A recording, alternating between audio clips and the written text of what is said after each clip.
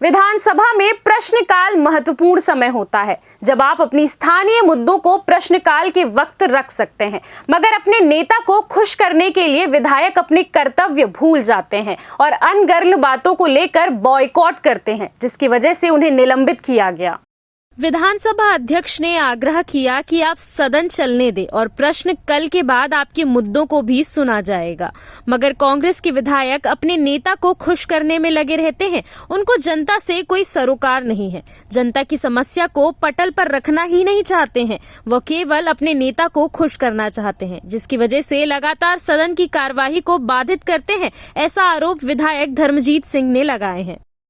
छत्तीसगढ़ की विधानसभा में कांग्रेस पार्टी बहुत गैर जिम्मेदाराना तरीके से अपने दायित्वों का निर्वहन कर रही है, जिसे बहुत गंभीरता से विपक्ष के दायित्व का निर्वहन करना चाहिए। यहाँ की कुछ परंपराएं हैं, नियम हैं, व्यवस्थाएं हैं, जिसके अंतर्गत ही हम अपनी बात उठा सकते हैं और कर सकते हैं। प्रश्नकाल सिर्फ प्रदेश की जनता के कई समस्याओं के सवालों का जवाब लेने का मंच समय होता है और इसके लिए करोड़ों रुपए का खर्च होता है, लेकिन वो कोई छापे वापे की बात करके हंगामा शुरू कर दिए। अध्यक्ष जी ने उनसे कहा कि मैं आपको अवसर दूंगा, प्रश्नकाल को व्यवस्थित और शांतिपूर्वक चलने दीजिए, लेकिन वो लोग उसको माने नहीं और गर्भगृह के अंदर आकर के नारेबाजी कर रहे हैं, जिससे प्रश्नकाल भी बाधित हुआ है और ये परंपराओं को तोड़ भी रहे हैं। ऐसी कोई परंपरा नहीं है कि क्वेश्चन आवर में कोई भी मुद्दा नहीं उठता सिवा क्वेश्चन के। तो अब इनको जब नियम कायदा कानून पे ही विश्वास नहीं है तो अपने जिद में अड़े हुए हैं और उसी का प्रतिफल है कि वो स्वयं निलंबित भी हो गए हैं।